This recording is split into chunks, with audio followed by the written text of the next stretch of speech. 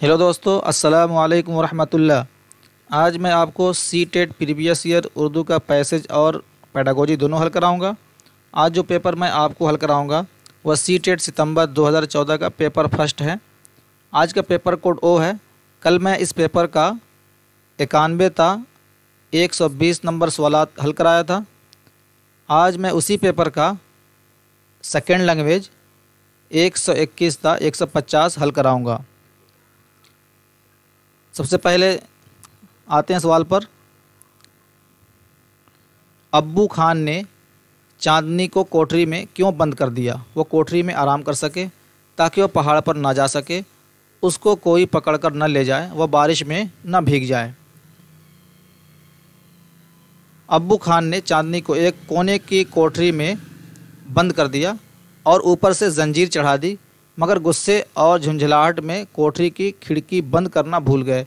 इधर उन्होंने कुंडी चढ़ाई और चांदनी खिड़की में से ये झांकने लगी। थोड़ा ये मिट गया है, यहाँ कुछ और भी हो सकता है, इसको देख लीजिएगा अगर आपके पास कोई फ्रेश पेपर हो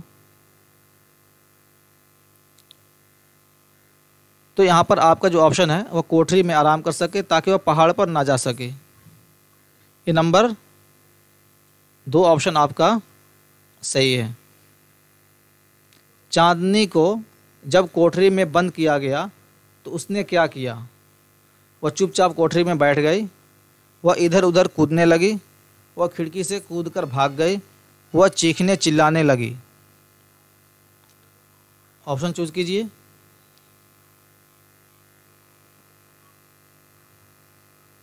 चांदनी पहाड़ी पर पहुंची तो उसकी खुशी का क्या पूछना था। पहाड़ पर पेड़ उसने पहले भी देखे थे, लेकिन आज उनका और ही रंग था। उसे ऐसा मालूम होता था कि सबके सब खड़े हुए उसे मुबारकबाद दे रहे थे कि फिर हम में आ मिली। इधर उधर सेवती के फूल मारे खुशी के खिलखिल कर हंस रहे थे। कहीं ऊंची ऊंची घास उससे गले मिल रही थी। मालूम होता था कि सारा पहाड़ मारे खुशी के मुस्कुरा रहा है और बिछड़ी हुई मारे खुशी के मुस्कुरा रहा है, और बिछड़ी हुई बच्ची के वापस आने पर फूला नहीं समाता। यहाँ पर ऑप्शन देखिए आप। चांदनी को वह चुपचाप कोठरी में बैठ गई, वह इधर उधर कूदने लगी। इसमें 122 का आपका नंबर 3 ऑप्शन सही है। खिड़की से कूदकर भाग गए, यहाँ पे थोड़ी सी आज़ादी दिखा रही है इसका। 123 नंबर सवाल। चांदनी को पहाड़ पर पहुंचकर कैसा लगा? उसे अपना बाड़ा याद आया, वह बहुत उदास हो गई। उसको वहाँ पर तन्हाई का एहसास हुआ, उसको आज़ादी और खुशी का एहसास हुआ। 123 का यहाँ पर 4 नंबर ऑप्शन सही है। यहाँ पे आज़ादी की बात की जा रही है। सबसे पहले आप पैसेज पढ़ेंगे तो सबसे पहले आप उसके मतलब को समझ लेंगे। ये इसका रुख किधर है, ये किस जानिब जो सवाल जो सेट किया है, किस जानिब आपको ले जाना चाहता है, इस चीज़ को समझ लेंगे तो आपका जो सवालात है उसका आंसर सही निकलेंगे। 124 नंबर सवाल। चांदनी को पहाड़ के बुलंदी से अब्बू खान का घर और बाड़ा कैसा लगा? छोटा लगा, खूबसूरत लगा, बहुत अच्छा नहीं लगा, बहुत खौफनाक लगा। देखिए यहाँ पर चांदनी कभी इधर उधर उछलती, कभी उधर यहाँ कूदी वहाँ फांदी, कभी चट्टान पर है, कभी गड्ढे में, इधर ज़रा संभली, इधर ज़रा फिसली, उधर ज़रा संभली। एक चांदनी के आने से सारे पहाड़ पर रौनक सी आ गई। ऐसा मालूम होता था कि अब्बू खान की 10-12 बकरियां छूट कर यहाँ आ गई हैं। एक दफ़ा घास पर मुँह मारा के उठाया तो चांदनी की नज़र अब्बू खान के मकान और उसके कांटों वाले बाड़े पर पड़ी। उन्हें देखा कि खूब हंसी और कहने लगी, या खुदा, कोई देखे तो कितना ज़रा सा मकान है और कैसा छोटा सा बाड़ा है। ये बाड़ा जहाँ पे बकरियों का रखा जाता है, ये छोटा सा यानी घर है। तो यहाँ पर आपको ऑप्शन ये दिखेगा, छोटा छोटा लगा। नंबर 1 ऑप्शन आपका सही है। 125 नंबर सवाल। चांदनी पहाड़ी को बकरियों को गले में शामिल क्यों नहीं हुई? उसका रेवड़ जो है, उसके जो झुंड है बकरियों का, इसमें बता रहा है ये। और बकरियां उसे अच्छी नहीं लगी, उसे पाबंदी गवारा नहीं थी, वह बकरियों को बर्ताव से नाखुश थी, उसकी लड़ाई हो गई थी।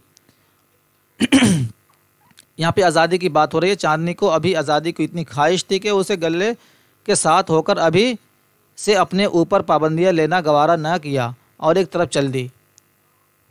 125 का उसे पाबंदी गवारा नहीं थी। 125 नंबर का 2 नंबर सवाल आपका सही है। 126 पे आइए। फूला ना समाना का मतलब है बहुत पुरसुकून होना, बहुत हैरानी होना, बहुत ज़्यादा खुश होना, बहुत मुतमईन होना। ऑप्शन चूज़ कीजिए। 126 का नंबर 3 ऑप्शन है, फूला ना समाना यानी बहुत ज़्यादा खुश होना। अब अगला पैराग्राफ देखिए। नीचे दी हुई इबारत को पढ़िए और दिए गए मुतबादिल में से किसी एक मुनासिब तरीन मुतबादिल का इंतखाब कीजिए। 127 था, 135 तक हल करना है, देखकर इसमें पढ़कर। बेगम हज़रत महल अवध के आखिरी नवाब वाजिद अली शाह की बेगम थी। वह फैज़ाबाद के एक गरीब ख़ानदान में पैदा हुई। क्वेश्चन पे आइए आप। हज़रत महल का बचपन कहाँ गुजरा? लखनऊ, फैज़ाबाद, इलाहाबाद, हैदराबाद। फैज़ाबाद के एक गरीब ख़ानदान घराने में पैदा हुई। माँ बाप ने उनका नाम उमराव रखा। उनका बचपन फैज़ाबाद में गुजरा। तो नंबर आपका यहाँ पर नंबर 2 ऑप्शन सही है। यहाँ पर 128 नंबर सवाल। उनको हज़रत महल का खिताब किसने दिया? आसिफुद्दौला, सिराजुद्दौला, वाजिद अली शाह, अमजद अली शाह ने। तो वो लखनऊ आए तो वाजिद अली शाह की बेगम बनी। वाजिद अली शाह अवध के तख्त पर बैठे तो उन्होंने अपनी चहेती बेगम को हज़रत महल साहबा का खिताब दिया। हज़रत महल साहबा का खिताब दिया वाजिद अली शाह।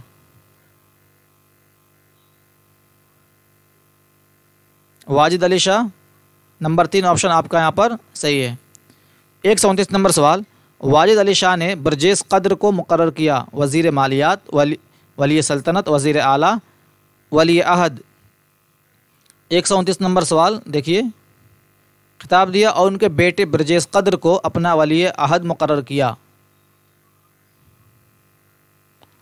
तो आपका ऑप्शन यहाँ पर नंबर 4 ऑप्शन सही है। यहाँ पर 130 नंबर सवाल।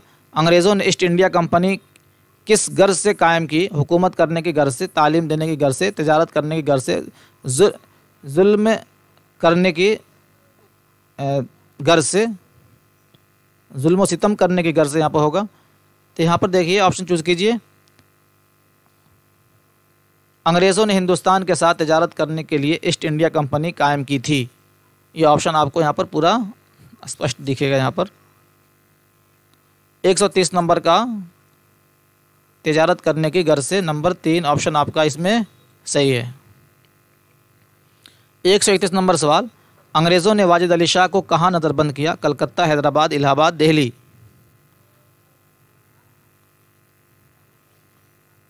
आहिस्ते से कंपनी हुकूमत के कामों में दखल देने लगी। हर रियासत में उनका एक नुमाइंदा रहता था। अवध में हुकूमत का सारा इंतज़ाम धीरे धीरे कंपनी के नुमाइंदे ने अपने हाथ में ले लिया और आखिरकार कंपनी की हुकूमत ने वाजिद अली शाह को तख्त से उतारकर कलकत्ते में नज़रबंद कर दिया। ये आपका ऑप्शन यहाँ पर दिखेगा। यहाँ पर कलकत्ता में नंबर 1 ऑप्शन आपका सही है। 132 नंबर सवाल। हज़रत महल ने अंग्रेज़ी हुकूमत के ख़िलाफ़ क्या? अंग्रेज़ी हुकूमत के ख़िलाफ़ किया? ऐलान नाफरमानी, ऐलान जंग, ऐलान सुलह, ऐलान बगावत।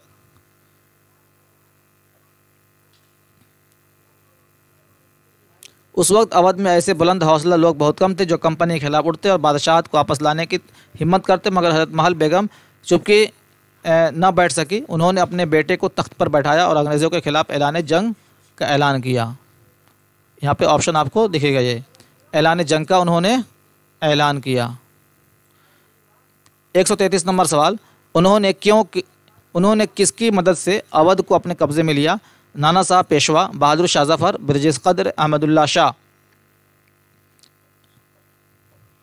देखिए यहाँ पर मुकाबला करने के लिए उन्होंने दिल्ली के ताजदार बहादुर शाह जफ़र, नाना साहब पेशवा और मौलवी अहमदुल्ला शाह से मदद मांगी।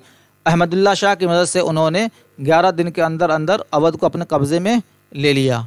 यानी अहमदुल्ला शाह ऑप्शन आपको यहाँ पर दिख रहा है। यहाँ पर तो नंबर 4 ऑप्शन आपका इसमें सही है। 134 नंबर सवाल। हज़रत महल ने महल के औरतों के लिए कौन सा गिरोह तैयार किया? फौजी गिरोह, समाजी गिरोह, सियासी गिरोह, माशी गिरोह। बेगम हज़रत महल ही बहुत सरगर्म खातून थी, उन्होंने महल की औरतों का एक फ़ौजी गिरोह तैयार किया। ये ऑप्शन आपका सही है, नंबर 1 ऑप्शन आपका सही है इसमें। 135 नंबर सवाल, अज़्म के माना है क़ुव्वत, ताकत, इरादा, हिम्मत। अज़्म नंबर 3 ऑप्शन आपका सही है इसमें, इरादा। अब आइए पेडागोजी सवालात, हिदायत। मुनासिब तरीन जवाब का इंतखाब करके मंदरजा झैल सवालों का जवाब दीजिए। मंदरजा झैल नंबर 136 का सवाल, 36 नंबर सवाल, मंदरजा झैल इस्तिलाहों में से कौन सी इस्तिलाह मंदरजा झैल सरगर्मी को मुनासिब तरीन अंदाज से बयान करती है? नंबर 1 ऑप्शन, किसी मुकर्रिर के पैगामात को समझने के लिए शऊरी फ़ैसला करना होता है। ज़ाती दिलचस्पी के बगैर सुनना, सरगर्म अंदाज से सुनना, शऊरी तरीक़ा, एक दूसरे से मिलने जुलने की सलाहियत। ऑप्शन चूज़ कीजिए, कौन सा ऑप्शन सही है? 136 का आपका तीसरा नंबर ऑप्शन सही है। सॉरी, 136 का तीसरा नहीं बल्कि दूसरा नंबर ऑप्शन आपका सही है। सरगर्म अंदाज से सुनना यानी बिल्कुल एक्टिव रहना। बच्चे उस वक्त शऊर नहीं होता बच्चों का, बल्कि वहाँ पर थोड़ा एक्टिविटीज़ बच्चे अपने दिखाते हैं और पूरे एक्टिव होकर किसी की बात वो सुनते हैं। वो 137 नंबर सवाल, खुसूसी ज़रूरतों वाले तलबा की ज़ुबान दानी को मुनासिब अंदाज से फ़रोग़ देने और साथ ही उनके तर्ज़ अमल को क्लासरूम के तर्ज़ अमल से हम आहंग रखने को डैश तरीक़ाकार कहते हैं। जामे, शमूली, नज़्म ज़ब्त पर मबनी, तख्लीकी। 137 का ऑप्शन चूज़ कीजिए। 137 का आपका नंबर 2 ऑप्शन सही है। शमूलियाती तरीक़ाकार को यहाँ पर ख्याल रखते हैं, इसी को लिखते हैं सहभागिता, यानी सबकी पार्टिसिपेशन वहाँ पर होनी चाहिए। 138 नंबर सवाल, क्लासरूम में एक माहौल बनाने के लिए जिसमें तमाम तलबा अपने ख़यालात पूरी दोस्ती से ज़ाहिर, पूरी दुरुस्तगी से ज़ाहिर कर सकें, कही गई बातों को समझ सकें और पढ़े जाने वाले मतन को तज्ज़िया कर सकें, ज़रूरी है कि नंबर 1 ऑप्शन, नौवीं साख्तों और उनके इस्तेमाल की समझ पैदा की जाए, ज़्यादा से ज़्यादा अल्फाज इस्तेमाल किए जाएँ, हदफ ज़ुबान के साथ मादरी ज़ुबान में इस्तेमाल की जाए, क़वाइद के उसूलों को याद किया जाए। ऑप्शन चूज़ कीजिए। 138 का नंबर 1 ऑप्शन सही है। नौवीं साख्तों और उनके इस्तेमाल की समझ पैदा की जाए। 139 नंबर सवाल, मंदरजा झैल कौन सा बयान दुरुस्त है? तमाम तश्कीली काम अंदाज़ा कारी के लिए होते हैं। तश्कीली अंदाज़ा कारी तभी मुअस्सिर होती है जब सबक पढ़ाए जाने के दौरान या पूरी की जाए, सबक पढ़ाए जाने के दौरान या बाद की जाए। सॉरी, क्या है, जो सबक पढ़ाए जाने के दौरान या उसके बाद पूरी की जाए। तमाम मजमूई आजमाइशें तदरीस आमुज़गारी में बेहतरी लाती है। नंबर 4 ऑप्शन, तश्कीली अंदाज़ा कारी से तलबा को अच्छे औसत और परे के खानों में तकसीम करने में मदद मिलती है। ऑप्शन चूज़ कीजिए 139 का। 139 का नंबर 2 ऑप्शन आपका सही है।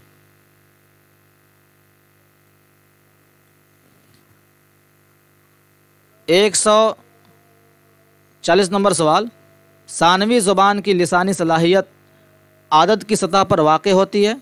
इससे मुराद है आम बातचीत में आने वाले जुमलों की बुनियादी साख्तों को याद करना, मुनासिब नहवी साख्त और ज़ख़ीरे अल्फाज वाले जुमले बनाना, आवाज़ों, लफ्ज़ों, फ़िक्रों और मानी को पढ़ाया जाना चाहिए, ऐसे जुमले बनाना जो अहले ज़ुबान बोलते हैं। 140 का ऑप्शन चूज़ कीजिए।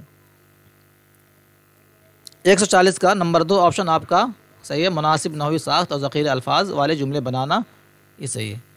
141 नंबर सवाल, सीखने के अमल की मखसूस कमज़ोरियों की तशख़ीस से हासिल करदा मालूमात की बुनियाद पर पढ़ने लिखने में बेहतरी लाने की कोशिश की जाती है। तलबा को मशवरा देने के ज़रिए, अहम तसव्वुरात को ज़हन नशी कराने के ज़रिए, वालिदैन को मशवरा देने के ज़रिए, तलाफ़ियाती या इस्लाही तदरीस के ज़रिए। 141 का ऑप्शन चूज़ कीजिए। 141 का आपका नंबर 4 ऑप्शन सही है, तलाफ़ियाती या इस्लाही तदरीस के ज़रिए। 142 नंबर सवाल, तालिब इल्म का सुनी हुई बात को अपने लफ्ज़ों में दोहराना तफ़हीम का अंदाज़ा करने की तकनीक है जो इबारत है मालूमात दोबारा हासिल करने से, मालूमात जमा करने से, मालूमात तलब करने से, खुलासा करने से। 142 का आपका चौथा नंबर ऑप्शन सही है। 143 नंबर सवाल, दर्जा 5 में लिखने की सलाहियत का अंदाज़ा करने के लिए तालिब इल्म को चाहिए कि किसी मौजू पर एक ख़ास मौक़िफ़ इख्तियार करे और ज़बान का इस्तेमाल पढ़ने वाले को मुतासिर करने के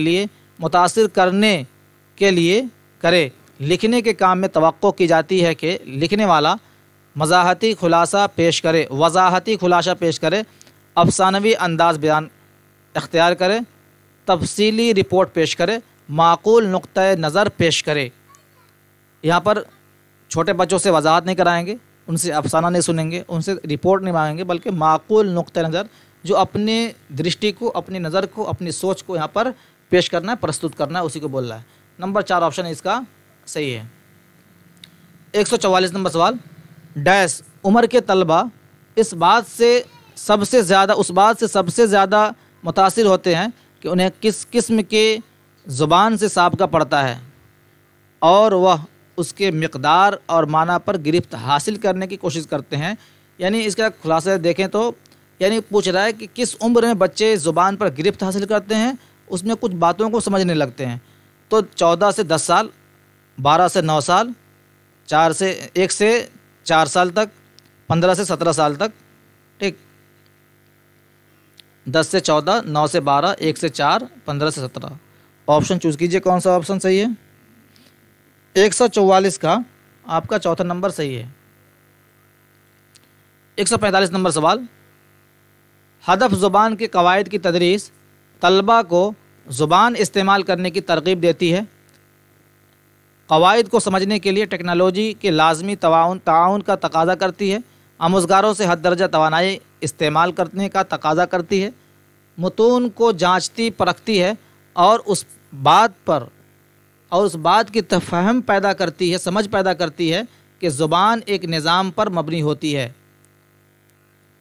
145 का ऑप्शन नंबर 4 ऑप्शन सही है। 146 नंबर सवाल, ज़ुबान की तदरीस में तनाजुरी और सियाक बंद कवायद से मुराद है। कवायद की फ़हम पढ़ने और सुनने में सरगर्मियों से खुद ब खुद पैदा हो जाती है। मश्क, कवायद और तहरीर के दरमियान रिश्तों की निशानदही करने पर ज़्यादा तवज्जो ना होना, कवायद के पूरी तरह खोल कर पढ़ाना, किसी फितरी बातचीत की रिकॉर्डिंग सुनना ताकि दुरुस्तगी बरकरार रहे। 146 का ऑप्शन चूज़ कीजिए। 146 का नंबर 1 ऑप्शन आपका सही है। कवायद के फ़हम पर पढ़ने और सुनने से सरगर्मियों से खुद ब खुद पैदा हो जाती है। 147 नंबर सवाल, एक उस्ताद स्क्रीन रिकॉर्डिंग और वीडियो एडिटिंग के ज़रिए अपने लेक्चरों को अपलोड करके उन्हें तलबा को होमवर्क के तौर पर तफवीज़ करता है। उससे तलबा मुकर्ररा मवाद को पढ़ने से बच सकते हैं, एक मखसूस पेशकश से मुस्तफ़ीद हो सकते हैं, खुद अपने तौर पर मुताला करने की तरगीब हासिल कर सकते हैं, अपने ज़ाती दिलचस्पियों को अंदाज़ा कर सकते हैं। ऑप्शन चूज़ कीजिए। 147 का सबसे व्यापक ऑप्शन आपका यहाँ पर नंबर 3 है, खुद अपने तौर पर मुताला करने की तरगीब हासिल कर सकते हैं।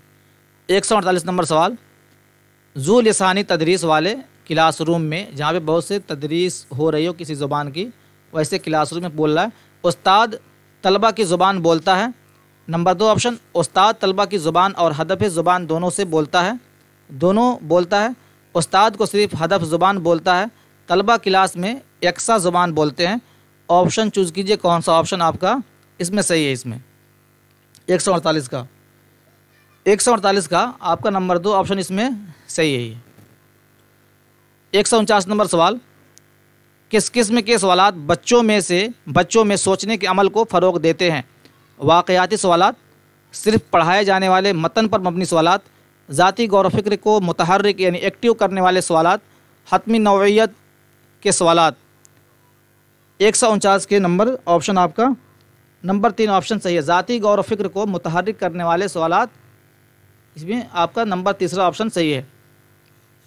आज का आखिरी सवाल 150 नंबर, अगर कोई तालिब इल्म तनाव में हो, किसी उलझन में मालूम हो और पूरी तरह तवज्जो न दे रहा हो, तो उससे सीखने के अमल में डैश दुश्वारी पैदा होती है, जिस्मानी, नफ्सियाती, वक़ूफ़ी, अमली। डैश यहाँ पे अमली होगा, अमली दुश्वारी पैदा होती है। आज के लिए बस इतना ही। अगर आपको मेरी वीडियो पसंद आई है तो आप अपने दोस्तों के साथ शेयर करें, लाइक और सब्सक्राइब ज़रूर करें।